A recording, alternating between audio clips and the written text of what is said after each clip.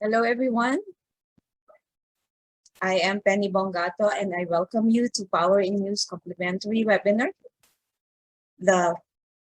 For tonight, it's the 5 reasons the hashtag remote work revolution will be dangerous for some of us. So this complimentary webinar is brought to you by POWERinU. POWERinU is a training and coaching and consulting company with office in the Philippines. And we offer free webinars regularly for more than 2 years now, since January 2019. Our mission is to partner with organizations to help them to deliver strong business results by enhancing their talent and leadership through value-adding strategic consulting solutions. This webinar is recorded and we'll share with those who registered the link to the recording 24 to 48 hours after this webinar. We are also on Facebook Live to reach more people who may benefit from our topic today. Now, for our introduction of our special guest, we have a very special guest tonight. Our speaker tonight is Dan Sodergren, an ex-marketing agency owner, digital trainer, keynote speaker, serial tech startup founder, and now media spokesperson. Dan's main area of interest is the hashtag future of work, the hashtag remote work revolution, and hashtag data and hashtag tech startups. He is the founder of www.yourflock.co.uk with Michal Wineski.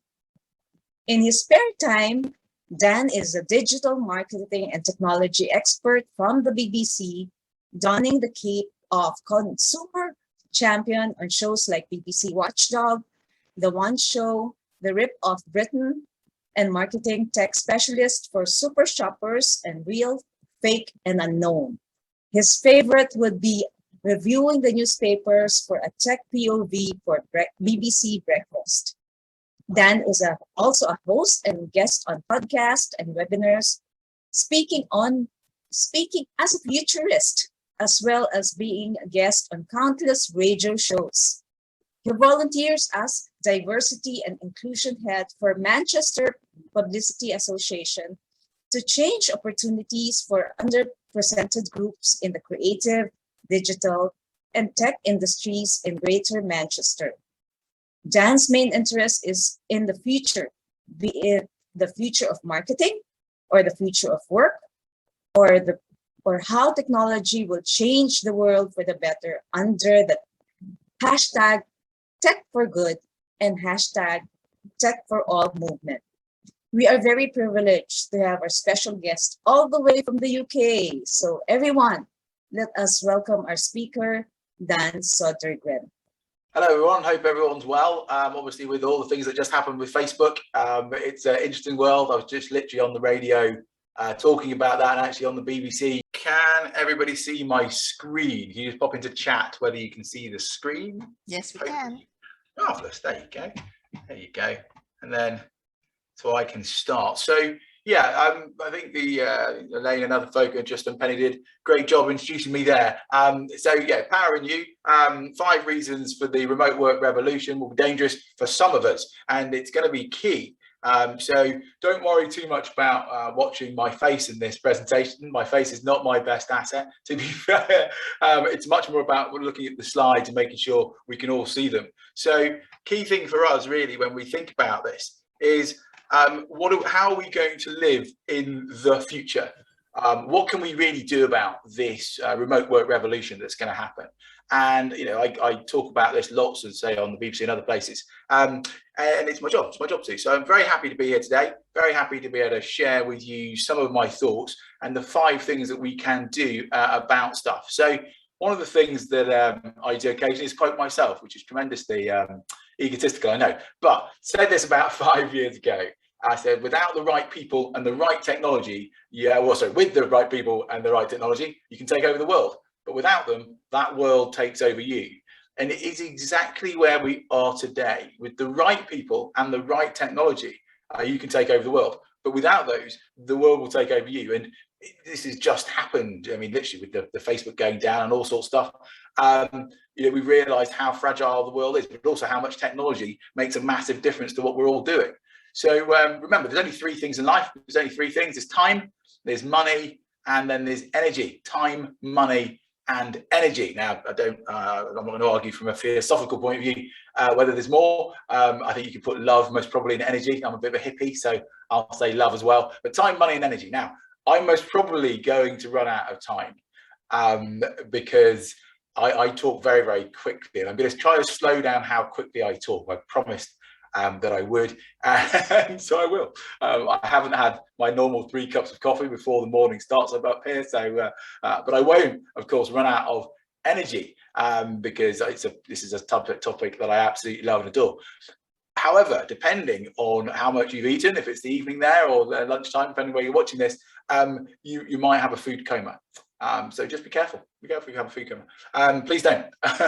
So no one sleeps. No one sleeps in my talks. That's the best one. This is my daughter, if you're wondering, a random picture of a young lady. This is many years ago, but this is my daughter. Not at one of my talks, just randomly sleeping in the car. So today's going to be pretty quick. It's like a lightning talk. We're going to do about 40 minutes, I think. And we've got a lot to get through. So, you know, it's a bit like trying to get lightning into a bottle, you know, and so you decide on whether it's going to be, you know, terrifying or illuminating. It's up to you. You've got to go into these talks really with an open mind, I think. And so my point is, has everybody, not only can everyone see the screen, I always do this bit as a bit of a filler because people are normally late, but has everyone got one of these? And what I mean by this is everyone got a brain. Now, of course you do. You don't have to put that into the chat whether you've got a brain or not. You're here. You must have a brain. You know you've got a brain. My point really is are we going to be using it? Yes, you are going to be using it today because you're going to be taking notes. So for note taking, I would definitely use a pen and paper. Okay. There is always a temptation with these things to try to do it on a tablet or try to do it on a computer, depending how quickly you can type, of course. It really is up to you. What I would do is I would literally now, I would go, oh, heck, he said about pens and paper. So I would get a pen and paper. I would get pen, paper, and a coffee. Very strong coffee as well. And then we can start. So here we go. So who said this? Right. So who said this? Answer in chat, please. In the chat. I did warn people I'd use the chat straight away. So in the chat, who said this? I cannot teach anybody anything. I can only make them think. Have a pop into chat and see. I'll know if you put into chat. So put in chat. Have a guess. Don't just say, I said this. Of course I did. I just said it then. There's usually one person who says, you said it down. But no, it's not me. Very famous person. Can anyone think who it might be? Pop it into the chat function. Who said this? Couple of people. Come on, don't be shy. Don't be shy. I'm a nice person. Have a think. Who could have said it? Have a guess. A random guess. A few more. Okay. I'm gonna maybe I put Penny on the spot and ask Penny. Ooh, that might be a bit naughty. Should I do that? Should I just randomly ask Elaine or Penny? You're naughty. Who do you think? Who do you think it could be, Penny? One of the UK prime ministers. One of the thank you. They ingratiated yourself instantly with myself. No, it was not. Not any of our UK. It wasn't Margaret Thatcher. It was somebody a lot old. Not going to say older. They're dead. Lot past that. A long time ago. Said a long time ago. Who do you think it might be? I'll give you another clue. They were Greek. They were a philosopher. Socrates. And bingo, and there we have it. There you go. So yes, Socrates. Yes, Socrates. Congratulations. Well done. You win the prize. You win the prize. I don't know if anyone, I didn't even look into chat. Maybe someone did say. Yeah, someone did say. Yeah. Excellent. Someone might have Googled it as well, which is excellent. So thank you for that, Penny. Thank you for that. Has everyone also heard of this chap? Obviously, we've heard of Socrates, but this fellow called Simon Sinek. Yeah, and if you've heard of Simon Sinek, he talks about start with the why. Yeah, and I say don't start with your why, start with the who. Don't start with your why, you start with the who. And so this is me. This is where the music comes in and the dry ice. And if I'm on stage, I run on stage. Da da da da da da. Whoa! Obviously, when you're working from home remotely, it's not quite as impressive. has to be said. No dry ice. So Great Marketing Works is the training company that I run. I also invested into Your Flock, and Your Flock is a way of increasing team engagement. It's an awesome bit of technology which I invested in, and I'll talk about it a bit about it today. The whole point of Your Flock is to help team engagement and your alignment scores. Yeah, and why would I talk about team engagement and alignment when I'm talking about the future of work? And it's this. The research finds that about 85% of jobs that exist will exist in 2030 have not been invented yet. Now, if you can imagine how bizarre that statement is, but also how astounding, if you think about it, is. Yeah, you know, the loads of the jobs that we're going to be training up for won't have been invented yet in 10 years' time. Yeah, and it's exactly the same, isn't it? Things like SEO, things that were madman's dreams 20 years ago. But that moment of change, that continual moment of change is increasing, it's getting quicker. And it's really important that we realize this, that the jobs have not been invented yet. So we have to talk much more about human alignment and engagement. That's what we need to discuss today. Because it's all around this, it's all about digital transformation. You know, how can we change our companies? How can we change the way that we feel and look, and, you know, even our belief systems around so many different things. You know, for example, you know, we just talked slightly about the Facebook thing. You know, Facebook has a tremendous amount of power. Tremendous amount of power. It went down for 6 hours yesterday, and I've been on the radio 5 times today and on telly talking about it because it's such a huge thing. But most people hadn't really thought about it until it went down, which I think is really dangerous, especially if you're in a business and your main communication strategy is owned by one company. So I'd start thinking about that. But that's a different thing. Yeah, because all we've got to think about today is please do write it down. It's transformation. It's not just digital transformation. It's transformation itself. Yeah. So how do we make that we go from a current state into a future state? How do we change? Yeah. And of course, you change throughout life. Yeah. I changed when I was very young. This is the time when you go but you can't do it live, so you can't go But there you go. That's me. That's me when I was 6. And I've always talked quite quickly. I'll try not to talk too quickly today. But when I was very young, I wanted to change the world. And I've always been entrepreneurial, always had my own businesses from the age of 12. You know, so car washing, computers, events, clubs, promotions, all sorts of stuff. Always working in marketing and PR, and then working in technology. And the big question is the why. Why would I do all that stuff? And the honest answer is to change the world. You know, I believe that we can change the world, and we do so by our actions. So I started a company called THTC, the hemp trading company, 25 years ago. And an ecologically sound fashion label. We made hemp paper and hemp oil and hemp cosmetics and all sorts of stuff. Still going strong today.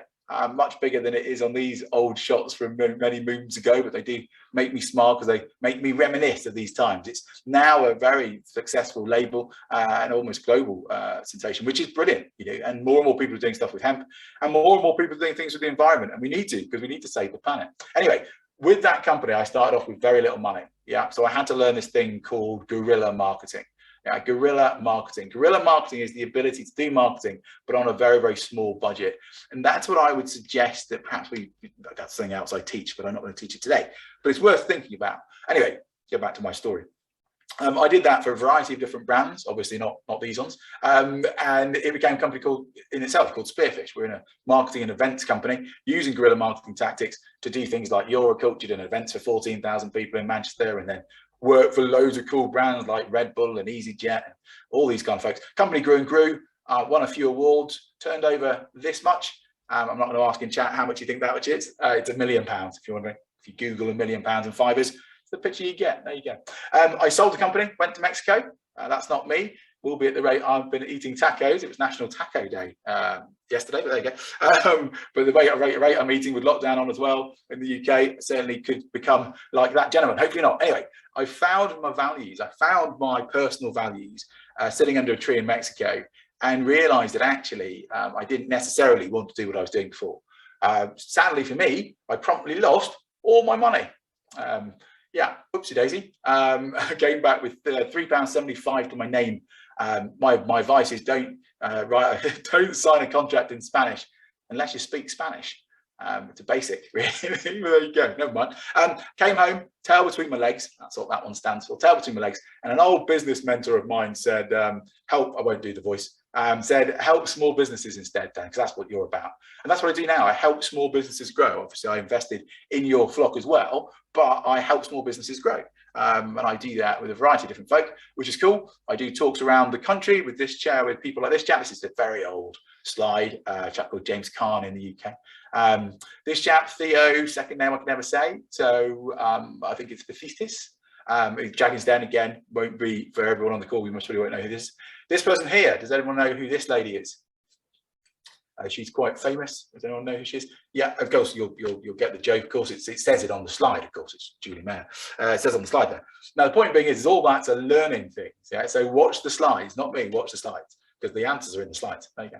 Anyway, ran around the country doing these kind of events, then around the world, train companies like O2, do lots of keynote panel stuff, which is cool. I think it was with Jeremy Blaine that we met as well, so that's cool. With and that's the connection. I help loads of companies, yeah, lots and lots of different companies. And I turned over a bit of money, made a bit of money, must confess, did okay for myself. Wasn't brilliant, wasn't a huge amount, but it was enough to invest in a company because I love tech startups, and so I invested in your flock. So I grew a couple myself as well, but I invested in your flock, and that's where we are today. We've just secured another round of funding on the back of our successes, and it's a pretty cool thing to be involved in. Got to be honest with you, with my business partner Michal Wisniewski, as Penny was saying. So so that's my story. That's me. Yeah, and this is I just like this slide. A lot of people get addicted to entrepreneurship, and I'm one of them. And I think there's loads to do with self-image and idea of entrepreneurship and all this stuff. I'm hoping it's more to do with meaningful work, and I really do. But that's just me. So over to you. Well, I've cheated here a bit because I said over to you, but actually these are questions that came before. So some of the questions that were asked before. Well, this is a great question. Is a hybrid setup a solution to the dangers of remote work? Well, I can answer that very quickly. Yes. Yes, it is. How can you sustain your work from home your home productivity in spite being still interspersed with domestic responsibilities at home? It's a really good point, and it's one you could do a whole day on, I suppose, of how do you become a more productive worker. Good news, though, that if you're the average office worker, you're really only productive for about 2 hours a day. That's the new stats that are coming out. So you're much more likely to be productive as a remote worker. So even though you might not feel that you are, because your other things are interspersed and other things, actually, when you look at the hours, and do something like the Premier effect and other things, but anyway, when you look at your time, you actually might be putting in as much as you need. What will be the impact of remote work in employee performance? I'm going to answer that in part 4. That's awesome. That's exactly what I'm here to talk about today. Brilliant. And then what are the best solutions or tools for work from home employees? I'm going to give you 5 top tools for that at the end. I've actually put in more than 5, but that's at the very end. So stick around, get to the end. There you go. They'll all be there for you. So there you go. So who was this chap again? So this chap talked about start with your why. Simon Selleck. Yeah. And the reason why he talks about start with your why is you start with your purpose. Okay. The why is what people connect with you. So why am I here today? I'm here to teach you as much as I possibly can in the next 32 minutes about the future of work and remote work revolution. Yeah. So that's kind of my purpose. Now, but think about it for your own business. Yeah. What's the why? Not what's the what, not the result, not even the how, the process, but the why. And the reason why you connect with the why is because the why is a decision-making bit. It's the amygdala. It's the bit in the brain that makes all the subconscious choices first. Okay. So why did I talk about all that? Well, today, the next little bit is about sharpening your axe, people, ladies and gentlemen. It's about sharpening your mind. You know, as Abraham Lincoln said, if I had 6 hours to chop down a tree, I'd spend the first 4 hours sharpening the axe, which always sounds a bit ruder than it should do. Anyway, the point being is here to help you sharpen your axe, because we've got to change the way that we've been thinking about the world pretty quickly. Okay. Now, the problem you've got, I think you've got with experts like myself and other folk, and this is a lovely cartoon. I'll give you the chance just to read it in the background as I talk, but I just love the idea of this, that it changes your whole worldview. Because experts would be entrepreneurs. They'd make money from this stuff if they knew what they're talking about. And the great news for you is the fact that we are entrepreneurs. So me and Michal are entrepreneurs. I'm going to talk to you about the 5 reasons, but the reason I can do that is because we are entrepreneurs. We're not just experts. We actually are doing it, making money from it, making difference to the world. So ladies and gentlemen, reason number one, the remote work revolution. The reason why this next period of change is going to be so huge and fundamental, and please do write it down, is because it's a revolution. Okay, and people will go, oh no, Dan, it's not that big, it's not going to be a huge thing. Believe you me, I can absolutely guarantee you, from somebody who sat on the sidelines of this thing and seen it coming for 10 years, and as a futurist, literally what I get paid to do is predict the future, and I've done it pretty well. Like I had a hemp company, I had an augmented reality company, I've had companies way before the curves of loads of different things. And you look at the hype curve and other things you can use to predict these things. Believe you me, there's the indecision here of 4 or 5 main points will mean that this remote work revolution is going to be huge. And why do I use the word revolution? Because revolutions are always a bit naughty to say that word. And of course, you might think of the French Revolution and other things like these times of mass change. And I use these images on purpose, if I'm honest, because it will be a moment where there will be violent change. And we've got to be really aware of that. So the first thing is get into your head that it's a revolution and make sure you're on the right side. Yeah, you don't want to be ending up, with your head in the guillotine, so to speak. Which I know sounds a bit terrible, doesn't it? But yeah, roll with it, because there's 2 sides of this, of course. As the revolution happens, certain people become empowered. Yeah, but as it also happens, so other people become empowered as well. And I think we've got a massive thing here where, as it's going to be part of the 4th industrial revolution, we've got to be really careful, because we could lose a lot of people, and we could gain a lot of authority and a lot of power in the places that we really don't want it. We've got to be really careful that the tech companies don't take over everything. And we've got to do something all together as this 4th industrial revolution. Yeah. So I don't know if you've ever seen this slide before around the 4th industrial revolution, but it's worth thinking about. Yeah. Just from today, we're going to be talking about the people aspect of this and some of the technologies. But when you bring in things like augmented reality, mobile devices, the Internet of Things, smart sensors, big data analytics, all this stuff, this is the 4th industrial revolution. And it's really important that we get the fact that we're not going back. It's not going to go back to the ways things were. We've got this now on steroids. This has now been triggered by COVID. And if you remember, and you can look into history books, it's worth, again, I'll try not to rant, but you look at things like the Roaring Twenties that happened in certain places in Europe, etc., and that's because of Spanish flu. And you look at a global pandemic and how it has the potential to change everything. And I think it really will. It's not just a kind of desire. Yeah. And so when you have this period of change, you've got to think about this. I don't know if you've ever seen this before. It's going to give you 2 graphs. One's the hype curve, we'll talk about in a sec. This one is about early adopters, innovators, and of course it's called crossing the chasm. It's a very techie thing of legend in the tech environment. But anyway, for us, what we've really got to think about is innovators versus early adopters. Yeah, with the remote work revolution, I think we're at the early adopters, almost early majority bit of this hype moment, and that's astounding because, believe me, a few years ago, 2 years ago, I think it was 4% of people were remote working in the UK. 4% of people, that's a knowledge and transfer, knowledge and information workers, should I say.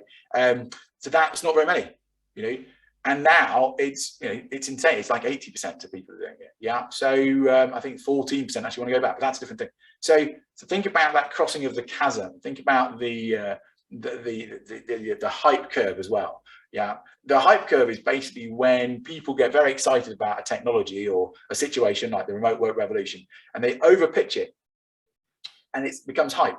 And then you go through this thing called the trough of disillusionment. Yeah, and we've joked about this on about VR and AR, but it doesn't need to be that much of a joke. It's basically you get very excited by something, it then goes down, and then you realise it's going to take quite a lot of work, go through the trough of disillusionment, and then you get to the plateau of productivity. So just write down the hype cycle. And have a look at Gardner's hype cycles for different technologies, different industries, and you'll start seeing these patterns, and that's how you can start to predict the future. But anyway, point really was this is a massive thing. Yeah, we've had the industrial revolution, digital revolutions. The global pandemic has now brought about, I call it the remote work revolution. Gardner and other people are calling it the hybrid revolution. Yeah, and that's okay because it will be hybrid. It won't, not everyone's going to be remote working, but at the percentages they're saying at the moment, there might be quite a few of us. So it's worth thinking about with technology in society. Technology is often the driving force for a change in the society. The printing press created the Reformation, blah, blah, blah. There's loads of different examples I can give. I won't pontificate too long on this, but 3D printing and robots and all these things can happen, yeah? We have massive changes in society. But really, coronavirus and the political changes, these things have actually made it 10 times quicker. I think, as they say, there's been 10 years worth of change in the last year. And there's a great great saying by a Russian chap, and it's about the very same thing. But anyway, it's not important. It is important, though, that if anyone has kind of any questions about reason one, now would be kind of a time to ask them. You might just be like, oh my goodness, I'm just listening, Dan. I don't have any questions, and that's fine. But if you do have some questions, if you can pop them into chat, or a question about reason one, please pop it into chat, and then I think Penny or someone's going to pick it up and ask it to me. No problem if not, because we've got to crack on in quite a quick way. So I'll give you 10 seconds to think about any questions. We should have a little thing that goes. So any questions on reason number one? 10 seconds is Dan is counting down. I'm kind of joking, if I'm honest, but we don't have long, so I just no questions. No questions. Okay, hey, that's fine. It's hopefully, reason one should be almost self-explanatory. So but if you want to, you could ask me questions about anything. Anyway, right. So reason two. So reason two and the reason fives. Reason two, it's around this one. It's around changing of company culture. The changing of company cultures. Now, there's a great, again, I do like to philosophize about things. There's the question, isn't it, or the statement that you can't stand in the same river twice, because either you've changed or the river's changed. Yeah, so it's a really good point.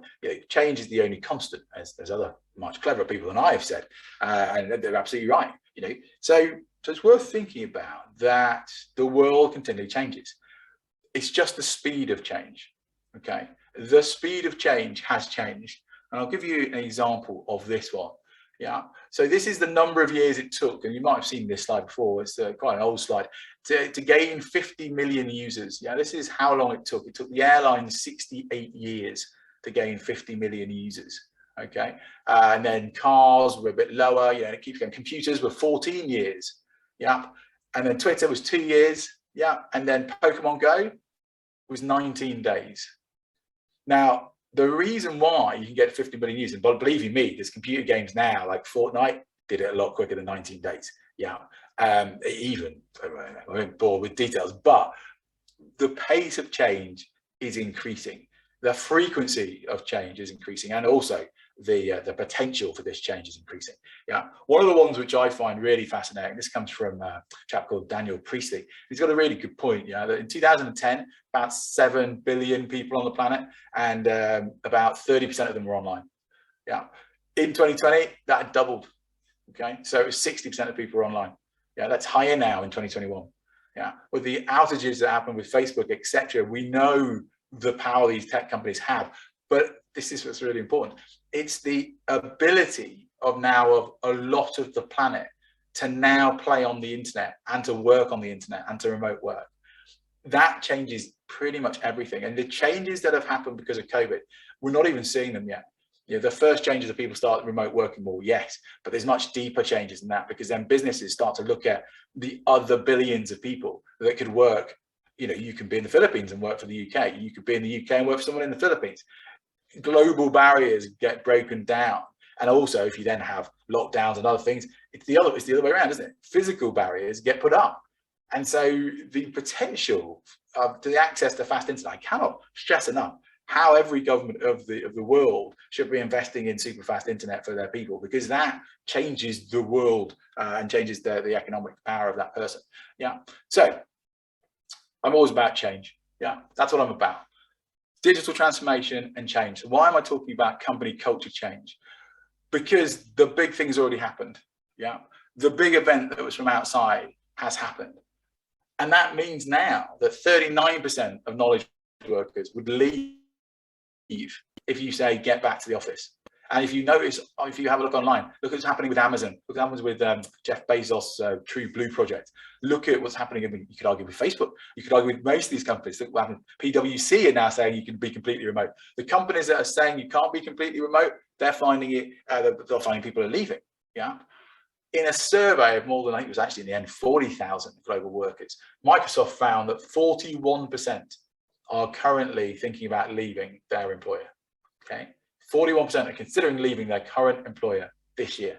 41%. That is twice as high as it was 2 years ago. Okay. In London, apparently, in London and the UK, it's up to 60%. Now, if you work in a business, or if you own a business, or you're in a small team, you should be slightly terrified by that stat. Okay. But we do know that one of the ways of keeping your people is going to be giving them remote work, making sure they don't have to go back to the office. Okay. Not back to the past. And so this is the whole point about company culture change. Okay, one of the biggest problems we've got in the planet at the moment is a lack of leaders.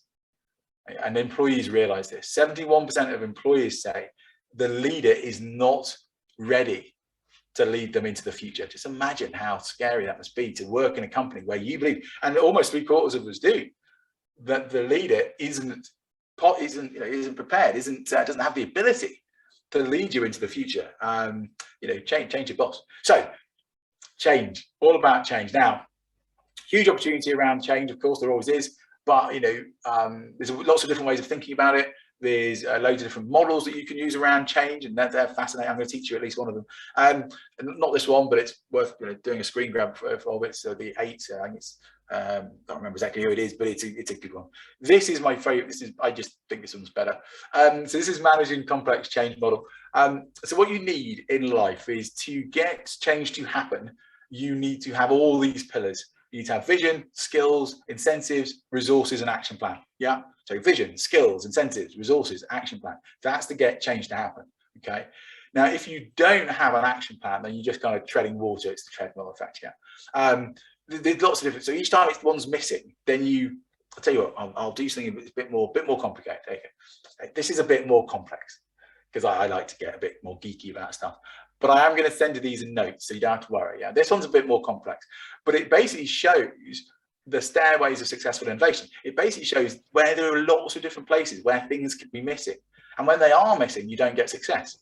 So lots of times people say, "Oh, you need these 5 things." You don't. It's like, lots of different things need for success.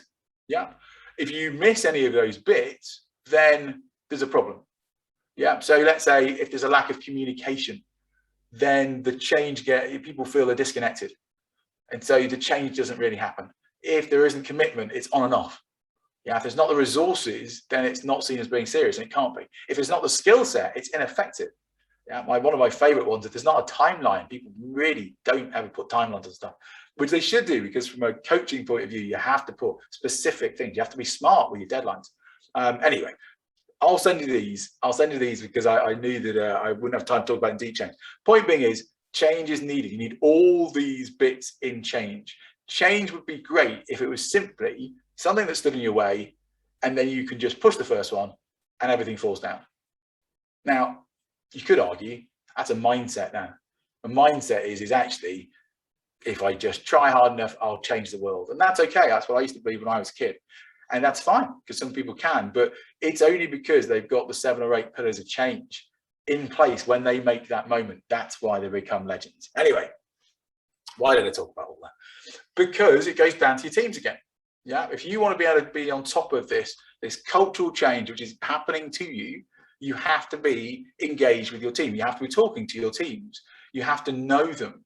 You have to know their values. You need to use something like your flock. There are other things available, of course, but this is why we built your flock. So you could look at your team, you could find out about them and their values and their motivations, and then you can engage with them and make sure that they have more engagement with the business. And it's very easy to use. It just takes a couple of minutes and you can use your flock. Now, read again, I'm going to come back to it. The reason why I'm saying use technology or something like technology is because this period of frequent change is different to anything else that's ever happened before. So the changing company culture, you have to keep a kind of almost a map. Have a map of this, not in your mind, because that's too complicated. Use technology to map it out. Okay, and this is exactly what Tangerine Communications did. Yeah, they could map out the values of the company and then work out strategically what they needed to do, and that's because they used your flock, and bless them, they did. So that's great. So yeah, any questions about reason 2? Any questions about reason 2? Again, reason 1, remote work revolution. Make sure it's very clear in your head that there is a revolution going on. Number 2 is actually inside your own companies. Have you got the capacity to continually and quickly change? Because if you don't, that's going to be why the remote work revolution is dangerous to you. So are there any questions? Yes, yeah. There is a question then. The question is from Elaine, from your research and study, what is the top driver for organizational team culture change? I heard that, but then it broke down. So I think you said, what's the key driver for organizational change? To fail. Yeah. Oh, for it to fail. Oh, yeah. Fantastic. Yeah, that's a much better way. Absolutely. Yeah. The key one, I tell you what, that's really spooky. The key one is this. This is exactly it. The key one is employment engagement, is a lack of employment engagement or team engagement. It's exactly what it is. The key one actually is the fact that you haven't aligned your values to start off with. And that makes it that people won't do things for each other and they won't go the next bit. So yeah, the key one is about 34%. That's one of the biggest obstacles, or one of the biggest reasons why things fail. And it costs, by the way, just between me and you. So I think it's the UK economy, and it costs about, I think it was 23 billion they've worked out. It costs 23 billion in lack of productivity and a lack of innovation and change. 23 billion, that's a lot of cash for the UK. And the UK is going to be pretty good at innovation and change. I don't think we're very good at change, just between me and you, but we might be quite good at innovation. Certain companies are. So yeah, the main reason actually is this lack of engagement for human beings, which is employment engagement, which is reason 3. So I don't know if you were, if you knew that was already happening. So very clever if you did know that's happening, but I don't know how you could have. So reason 3 is really easy. So I'll hit you with a few stats. So it's one where you don't have to use your brain too much, because it's just the state of where we are. Yeah. So Gallup statistics now, if the higher your employee engagement, the better it is. Yeah. So better it is for your company, because you're 22% more profitable. You have lower staff turnover, about 65% lower staff turnover. Customers like you more because you actually have happier employees. You have higher productivity. It's interesting that productivity and profitability are aligned, but not completely. So that's quite interesting. There's less shrinkage and there's less absenteeism. I hate that word myself, but there you go. Basically, people aren't just shirking off and people aren't leaving and people aren't pretending that they're poorly. Now, this is really important. Yeah, the absenteeism, I have to learn how to say it over 3 years, but never mind. People being absent is a big one, especially if you're in an organization of more than 10, 20 people, and some of us on the call will be, and if it's hundreds of people in your organization, from an HR point of view what a pain this is. So high employee engagement means that you have less problems from an HR point of view, which is awesome. And so easy benefits to think about, as we just talked about, the boosted productivity. So you're much more likely to be in the high growth category if you have employment engagement as one of your key drivers for change. And low attrition, as we talked about, UK government, they just, you're much less likely to leave if you're highly aligned and engaged. Of course, makes sense. We just talked about this. You have improved innovation. You also have improved innovation if you have a more diverse team as well, but that's a thing we're going to talk about later. And the reason why you make more money and customers are happier with you is because you have better service on your customers. Okay, so employee engagement is like the secret sauce of business, which we just haven't really been tackling for a very long time. And there's, of course, there's lots of different ways of doing it. So you can, and please write some of these down. This is not what your flock does. Lots of different tech companies do this stuff, but you can start looking at employee rewards. Start having a look at what you can give people. It's not always money. Remember, recognition is just an important driver for most people as well. Employee wellness, empowerment. These are just some of the brand alignment, data, social relations, workplace culture. I'll leave this screen up for a bit so you can screen grab it. But there are lots of different drivers. This is the top 8 drivers of employment engagement. And we've got to really remember that when we're talking about employment engagement, it's real people. Okay, this is not just statistics. I know I hit you with those statistics before, but they're to kind of prove the point. It's really important that we bring the humane back to human resources. Yeah, and you know, human resources, we're thinking, well, humans are a resource, and I get it. If there's 1,000 people, maybe that's how you treat them, but you've got to be careful, because if it becomes transactional, and this next period, by the way, it has a massive danger that it could be. And if it becomes transactional, then you don't have workplace culture. Yeah, that is a big issue, because that will damage your employee brand, and then you won't be able to recruit people. And believe me, there's going to be a huge amount of talent that is wanting to move, but also a huge amount of talent that only want to work for people that they like and that they have purpose and agency. Anyway, promised myself I wasn't going to rant. That was just a rant, but also I did it so you can take a picture of that slide. So I feel a bit better. There you go. So, so this is something done by Carol Tran, who's great, and I saw it last week, and I just wanted to bring it into this workshop now. And it's very simple. Yeah. So what skills do leaders actually need? What skills do people need, and do leaders need, should I say? And her point was this, or the vote, should I say, because there's 900 votes. It's collaboration and communication. Yeah, that's one of the skills, top one, in fact, 63%. And the next thing which we're about to talk about is a growth mindset. Yeah, so it's also a growth mindset. So any questions about reason 3? Reason 3 should be quite self-explanatory, but there might be questions. Yes, there is a question. There is a question, Dan. Can you go back to the slide of the top 8? Yep. There's one missing. Yes, and that, well, I'm going to, yeah, that's where your flock would go. That is exactly where it would go. So yeah, you're right. And that is, how do you use technology to interact and make sure you've got the right amount of information? So thank you very much. So that's exactly where your flock would go. I don't know why it didn't. It should do. The graphic should have appeared. It was naughty of it. I don't know why that didn't work, but there we go. These things happen. So yeah, so sorry, time now. Time we'll need to move on. So we just talked about reason 4 on the horizon, and now it is, here it is now. So the growth mindset.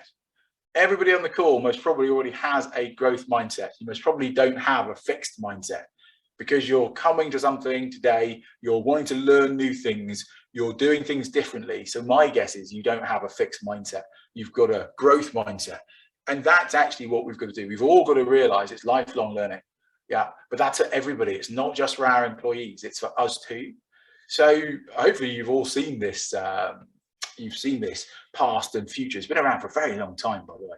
It's a good few years, about 5 years, proving the point really that this remote work revolution has been happening for a long time.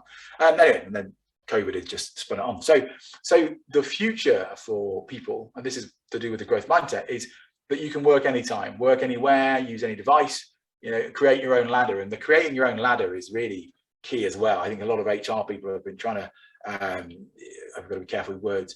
You don't necessarily have to climb the corporate ladder. I'm not sure that people in the future will consider that to be as key, but I have no data to back that up. That's just me and a wish, I suppose. The other things to think about with the future kind of employees, customized work, that people actually share information. They don't silo it. Anybody can become a leader, and Jeremy Blaine's great book about Inner CEO is exactly what that's about. Yeah. One that I like to talk about lots is this thing about relying on collaborative technologies. I remember Carol Tran before talked about the fact that one of the skills that you need to have as a leader, remember anybody can become a leader now. Yeah, to become a leader, you have to be able to communicate and collaborate. Well, that also needs technologies to be able to do it. I think that's one of the key things I'm going to talk about in part 5 is what technologies can you use? Focus on adaptive learning, and then I say my favorite because it is, because my mum's a teacher, so I love this, but the idea of democratizing and learning and teaching is going to be key, and everyone being able to do it in bite-sized bits, which is exactly what you're doing here today. So I won't kind of wax on too much. I know we've only got about we haven't got a huge amount of time left. So when we're talking about the future and we're talking about the reasons why you need this growth mindset, is because we've got to go from an office-centric design to a human-centric design. Yeah, this is the hybrid model. This is the part of the remote work revolution. This is the thing. So providing flexible work experiencing, enabling intentional collaboration as well as international, And then my one that I absolutely love, drive empathy-based management. Drive empathy-based management. And one of the reasons why I invested in your flock is because I knew I wasn't emotionally intelligent enough to become a really great leader. I needed help to do that. And that's actually why I invested in your flock. Now, the reason why I talk about remote work and flexibility of work, there's a few myths that have been going around recently. And again, these have been blown out of the water by Gartner's brand new investigation that they've done. This is about 5,000 employees plus worldwide. So it's not just UK centric. And they're showing that the number of high performers, should I say, in your employees increases with radical flexibility. Yeah, so a lot of people who want people to get back into the offices, want people to get back on the trains, of property developers, etc. They're all saying, "Oh no, the very best people work in offices." It's not the case, just not the case at all. And so we've got to be really careful when we start to believe otherwise. Yeah, so growth mindset. We've got to realize we're going to grow out of this period that we've been in. It's not going to go back to the old normal. There will be a period of new normal and transition. True. Yeah. Again, I promised I wouldn't rant and then started ranting. Bringing me back to the point that I really should be talking about, it's about culture. Okay. So when you're all remote working and you're doing all this funky new stuff, there's also a belief that actually company culture is actually not viewed as important. But actually it is, it's the opposite. Actually, company culture is tremendously important when you're doing it remotely and hybridly. When you haven't got an office space where everyone gets squished together and everyone gets forced to like each other, it means you have to create a culture that people can buy into and be engaged with online. Yeah. So company culture becomes more important. So, reason one and number two, and number three, more important than ever. Yeah. The other one that a lot of people who want people to get back into the offices say, they say, oh, well, you've got to get back to the office because we'll all bump into each other and that's how you drive innovation. Again, simply not the case. In synchronous work and different things, again, the stats are out. Yeah, it doesn't mean that you can't be innovative if you are all dispersed around the globe. In fact, potentially can mean the other way around. Yeah, and then one of my favorites, which is the reason why I'm such a remote work kind of evangelist, is because it means that we're more likely to be diverse and inclusive. And diversity is really important because, and I'll talk about this in a second, but the real reason is not just a hippie kind of loving reason, but it's a proper reason as well. And also, I love this stat that came out, is that if you're doing things remotely and hybridly, women feel more secure because of course they do, because they're working from a safe environment. And I don't think it's just women. I think that would be most minorities, and well, women aren't minorities, there's more women than men. But but this thing, so the old school way of looking at the world needs to change. And I'm hoping that will become with diversity and inclusion. Yeah, because organizations with diversity on their board or in their boards, they are 20% more profitable than those without it. Okay, but you can also see, as I stumble with my words, the exact negative correlation as well, sadly. Those that are not diverse, there's absolute correlation between not being diverse and wanting to get people back into the offices. Okay, they just found that out from in Australia. One of the Australian people found that out. Scary though, isn't it, when you think about it? The private sector at the moment is not good with diversity. Okay, it's not good.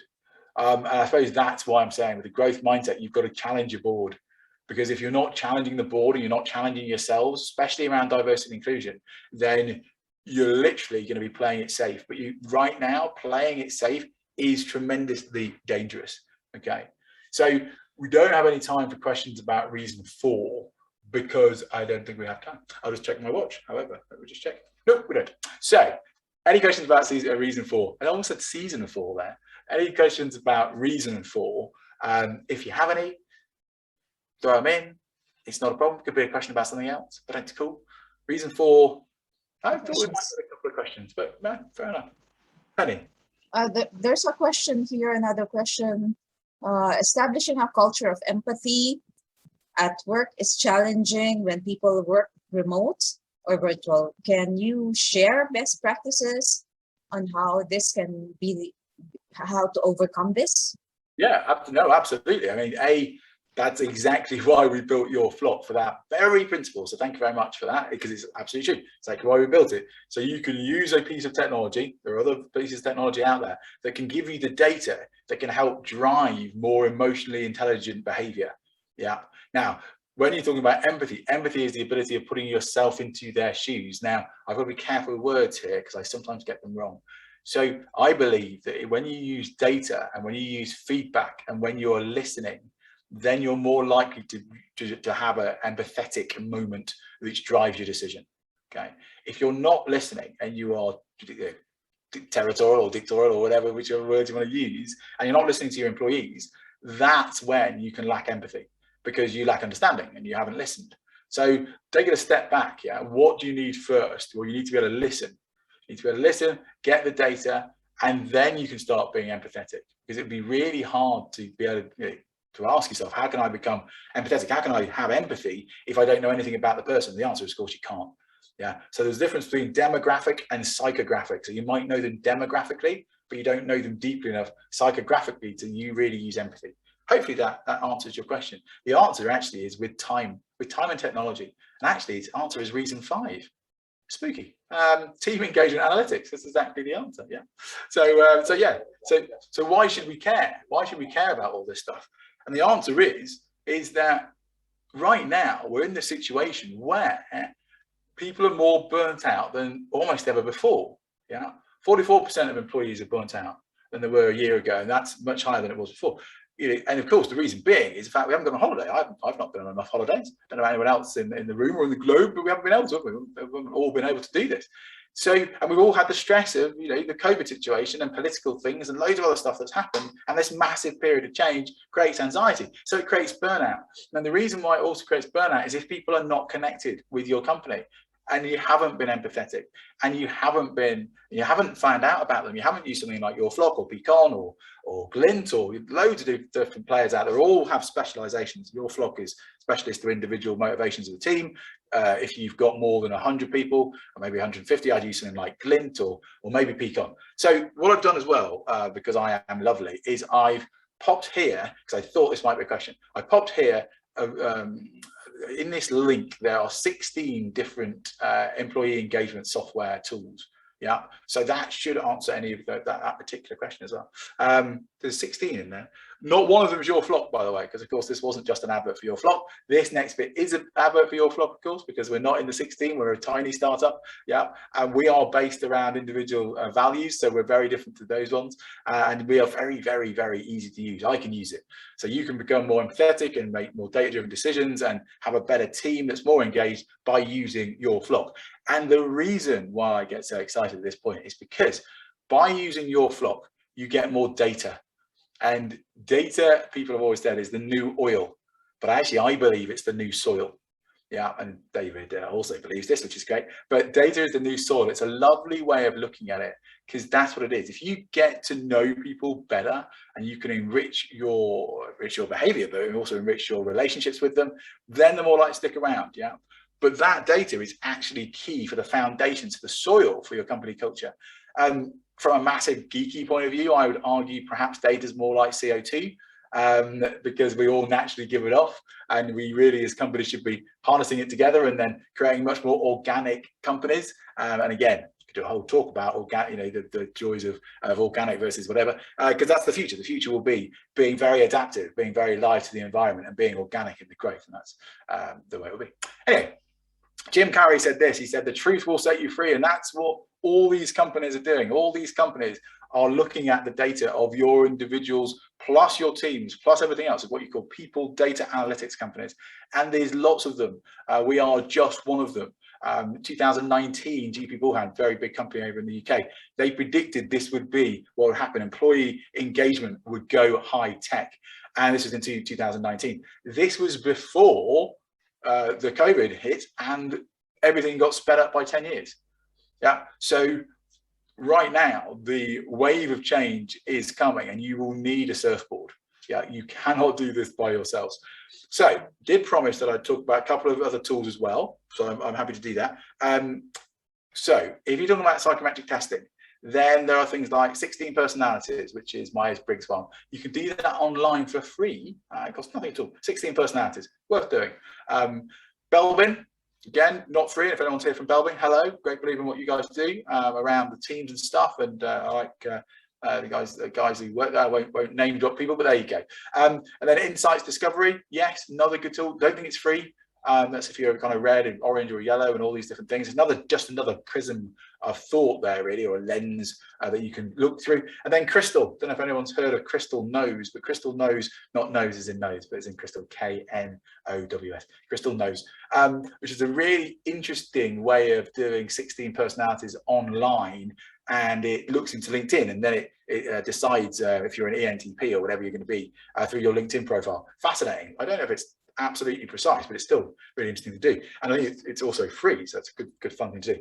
So there are some of the tech tools that you could use. Yeah, obviously your flock is another one. That's why we're talking about the teams. If you have a team of up to 20 people, then you can use your flock. If your company is bigger than 100 people, your flock won't be for you, because it just isn't.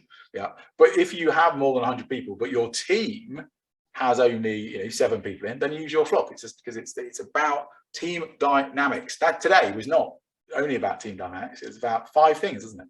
Reason 1, the remote work revolution. The reason why revolutions are dangerous by their very nature. Reason 2, the quickness of the changing of company culture will catch some people unaware. Reason 3, lots of companies in the world do not have high employment engagement and haven't even try to find out whether they do or not, which makes it a danger because it's a non-known, so to speak.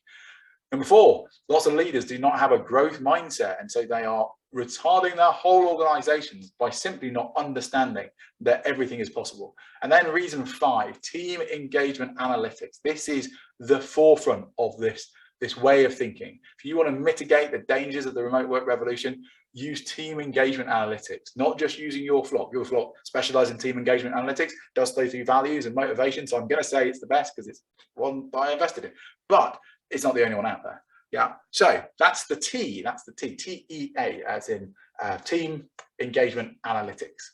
That's the T. In the UK, we drink lots of tea, so I just like that idea. Anyway, that's us. There's a couple of links in the thing where you can go and find out and get a demo. If you think you're in the right sizes, then you can get a demo from Michal. It's completely free, thanks to POWERinU, because of the arrangement that we have with them. There may be some qualifications onto that, but don't worry about it too much. Have a go, look on the link, book yourselves in. It takes about 7 or 8 minutes. It's not a long process. Have a bit of a play, because the reason why you'll need to start using technology is because without using technology, you're going to be in trouble. So I think I might have 30 seconds left. And if I do, I can do this, which is the top tools bonus. This is as a thanks to your flock. I did this, I added this in last night. So, because someone asked a question before, they said, what are the best things you could use for remote working? Yes, it was the person who did that. Thank you very much for that question. So, okay, there's a thing called G2. Again, I'm going to look at time. There's a thing called G2, and it's got a crowd rating system. So according to G2, and according to me too, if I'm honest, Zoom is the best video conferencing tool. I think it is. Yeah. But there are other ones. So software development tools, GitHub, yeah, I second that. There's Jira as well. We use all 3 of those in your flock, but I would say, yeah, GitHub's a good one. For project management tools, yes, again, I'm going to go with the vote because I think it's true. Trello for project management is just awesome. Airtable, I have not used yet, but I've heard extremely good things. Asana, we also use, and I used Basecamp years ago.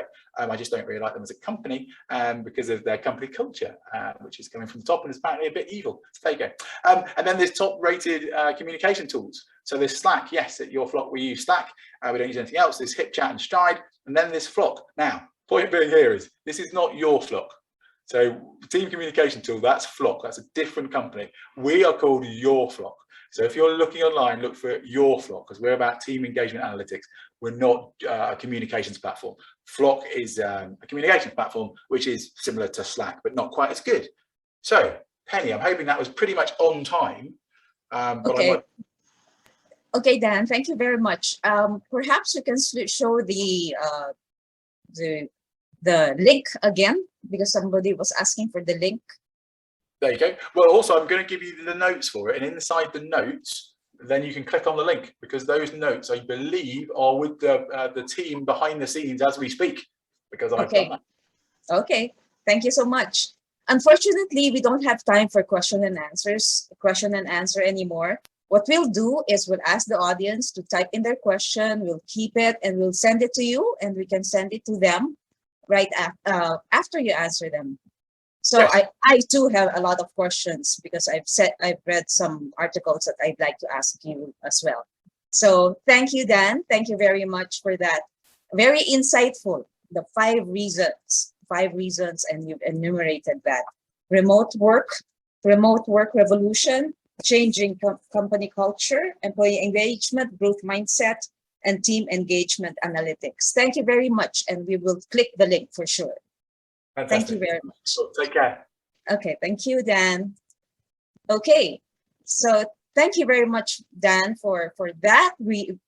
I know you have a lot of questions for him, and it's really interesting how remote and hybrid now we're moving into that area into a hybrid.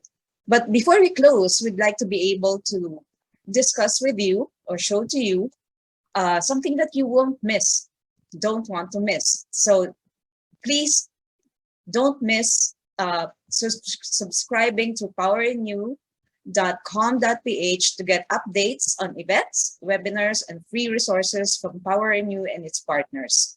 So we invite you to register for our next webinar, which will be on November 4, 2021. There is no doubt about it. This pandemic has brought havoc. At the very least, it has caused many of us losses and some sort or another, perhaps income, job security, financial stability.